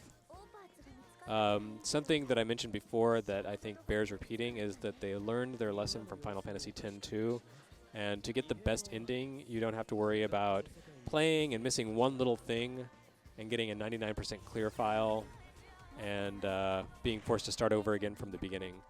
You can go back, once you get the ability to travel kind of through time and space, you can go back to the nodes and play each time node from the start.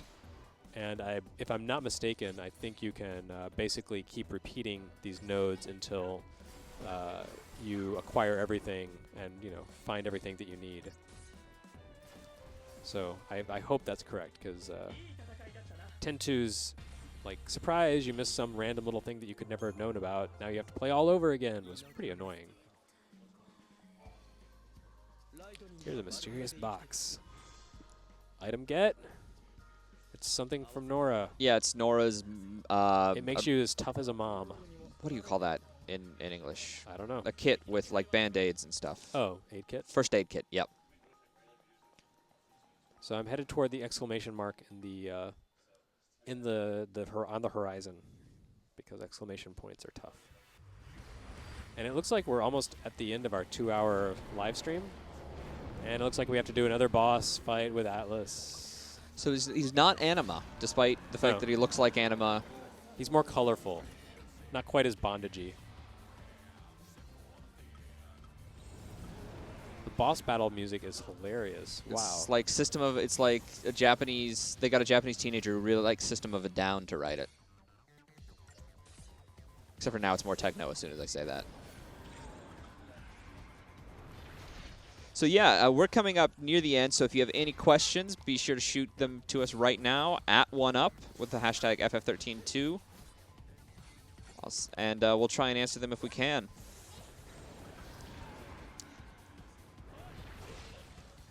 And then we're recording the full thing too, right? I believe so. So you'll be able to go back and watch this again and again for your pleasure. Yeah, there'll be a few hours gap But where as it's you not can see, available. I've almost got his chain built up to break.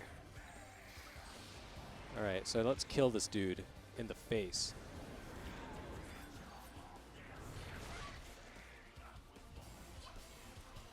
This music is cracking me up.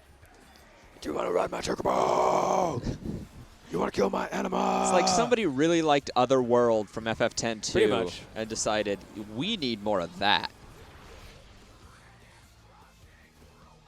All right, let's see if I can beat him before the chain gauge drops down to 0. Yes, victory. I suppose we should be thankful that it's not hip-hop like Street Fighter 4. I don't know. There was speaking of hip hop, there was a question about Persona earlier. Yeah, The dialogue changes. just Are about the dialogue choices. Choices, are they more like Persona or Mass more Effect? like Mass Effect? I guess they're more like Persona. I feel like I don't have the huge Mass Effect changes that. Oh, are we going to get it? Are we going to end No, our life? there are lots of Chocobo songs in this game. Oh, okay. This is not Crazy Chocobo. I was going to say, Crazy Chocobo would be the perfect note to end on. But I do believe we will be able to make it into the different alternate time. So that's awesome. Let's go hang out with the Chocobo. Man, that's a lot of eating. And suddenly, another Chocobo appeared from nowhere. Where And you did you didn't- find that There Chocobo, was Noel? there was no Chocobo riding in 13, was there? I don't believe that's true. No, I guess you're right. There were Thinking of- Chocobos. Sorry, I'm thinking of 12. Oh, you can't access the gate on the Chocobo. Right. You can't take your Chocobos through time. So this is, I guess, where the game proper begins. Mm-hmm. You travel through the gate here, and you begin to access different nodes of time. Live trigger. All right. This one's a simple one.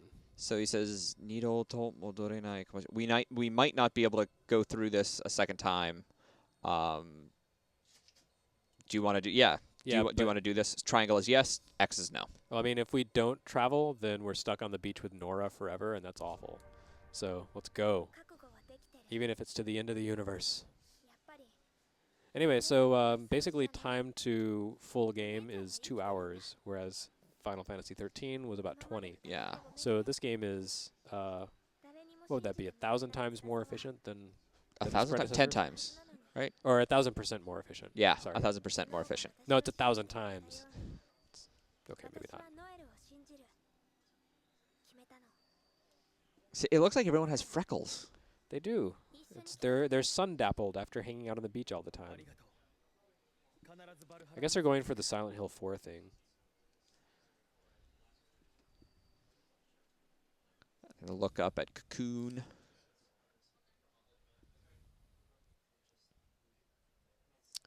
So we are rapidly approaching what is known as the end. We've got about 5 more minutes, and then we're going to call it a day. All right. But yeah. that, like I said, that takes us right to the kind of the meat of the game, which is the jump through time. I couldn't have planned this better if I had tried. No, go away, you guys! I hate you. And thanks to everyone who has been watching 1UP's live stream of the import version of Final Fantasy XIII-2. I hope you've learned something. I hope you've taken away an important lesson and maybe learned to love life a little bit more. Was that maybe overstating it? I'm not sure. We can wrap up a few questions. All right, so let's hit the last questions. Rich Thee wants to know, Yeah, we're stuck looking at for some paradox poking, do the events Nora. of Snow's Nora exist in this timeline? Like, will all the events through Final Fantasy XIII up until the very end exist, is the I impression I can't got. answer that, but the impression I get is that things started to fall apart kind of at the end of 13. Mm-hmm. Since that's what I've seen in terms of flashback so far. But for all I know, I don't know. That is The really stupid part where Sarah Palin was introduced as a villain and then died 5 minutes later, maybe that'll be undone and she'll actually show up and they'll make use of her. All right. Another person wants to know, are things more open now? Which, absolutely. Absolutely. Yeah, I mean, already you've seen a little bit more openness.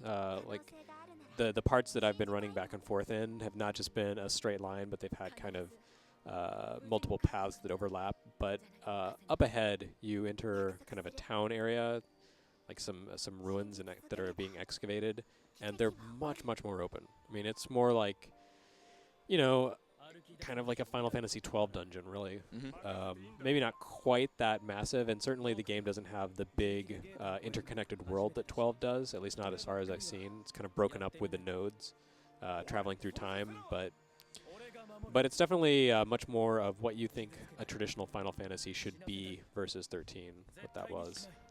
Captain Sandwich wants to know, can you overwrite nodes in the Crystarium?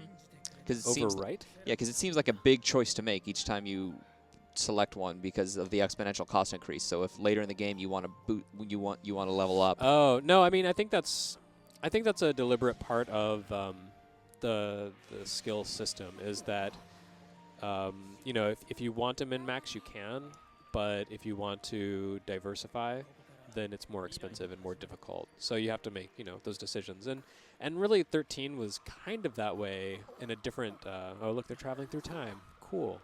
It was kind of that way in that you had like the roles that your character was adept at, and those roles you had access to all throughout the game, and you could reach the maximum in those skills pretty easily. But if you wanted to explore some of the other branches of the Crystarium and take on other roles for a character, it was very, very expensive. So it was possible, but it required a lot more effort. I feel like this kind of gives you more freedom of choice. You're not as railroaded into one role or another. Oh, What? there's the bad guy who's just been chilling there with an 8-year-old girl. I guess. And he's got like a scorpion tail or something. I don't even understand. Just when I thought he couldn't get any sillier. Just when he thought it couldn't get any sillier, A there's the moogle moogle travels through time.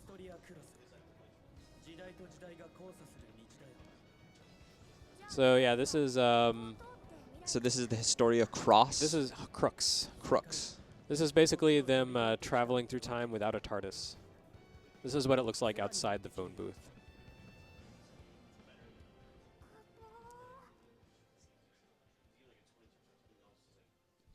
What will the future hold, or possibly the past? I'm not sure which is which. All right. So We'll find out. And one then we'll last question from Jackal Beaver. So with the time travel, does things look like it might be Chrono Trigger-esque in some ways? I don't know if I'd say that. If you played Radiant Historia, I think, which you should because it's a very good DS RPG, I believe this will seem very familiar. So right now there are only 2 areas available. There's the node AF3 and AF. I don't know exactly what it means, but basically it means 3 years after the events of Final Fantasy XIII. So then the other area we're going to is 2 years in the future, AF5. And I don't remember. Let's see. It's Bilge. It's a terrible name. So that was an area in Final Fantasy XIII, wasn't it? Wasn't there a place called the Bilge? I don't think so. Maybe I'm wrong. Something about Falsi? Was that what it was called? Everyone's wearing falsies. So we travel into the past without the epic. Thank you. It's like 2001. Yeah, it kind of is. I watched Star Trek: The Motion Picture this weekend, so this is what it reminds me of. It's like you're going into V'ger. Okay. That's a lot of loading time. All right, there we go. And we have arrived at the real game with overdubbed dialogue. So here's something fun. Those dudes, the soldiers that you were always fighting in 13, they're your pals now. They're like, hey, what's up? So they're excavating that giant creature Atlas here. I don't know why. And then there's that sassy chick who's like in charge of, I don't even understand. I've forgotten many of the details from my English playthrough of the game, and I actually don't have time to remember. You'll just have to live without the details. That's kind of awkward. Yeah. They had to get a little of the vanilla orgasmic gasping in there. It just wouldn't be Final Fantasy XIII without it. So anyway, that's a time gate they traveled through. They're 2 years further into the future from where they began. And there's this whole area that they can basically run around in and perform subquests, side quests, fight monsters, talk to people, and of course, sit through cutscenes. Because it's Final Fantasy. So apparently they're inside Cocoon. Oh, right. They're back in Cocoon. Very exciting. All right. Well, it is 4 o'clock. All right. So, yeah, that's right. When you first get here, you have to fight Atlas again. So maybe with that, we should call it a day. Slam. Yeah. Well, it's been fun. I'm looking forward to this game far more than I ever thought I would. Yeah. It's. I mean, really, the parts that we've seen have been kind of constrained compared to the rest of the game, and even so, it was still much more open, much more involving than 13. It's like 13 was kind of a tutorial for this game almost. And I mean, pretty soon after this, you acquire monsters for your characters, and basically that's like the full game right there. And then you just kind of explore around and figure out what the hell is going on with the story, et cetera, et cetera. So I think on that note, bam, we will call this a live stream. Thanks everyone for tuning in, and please keep reading oneup.com for further coverage of Final Fantasy XIII-2. Thanks again.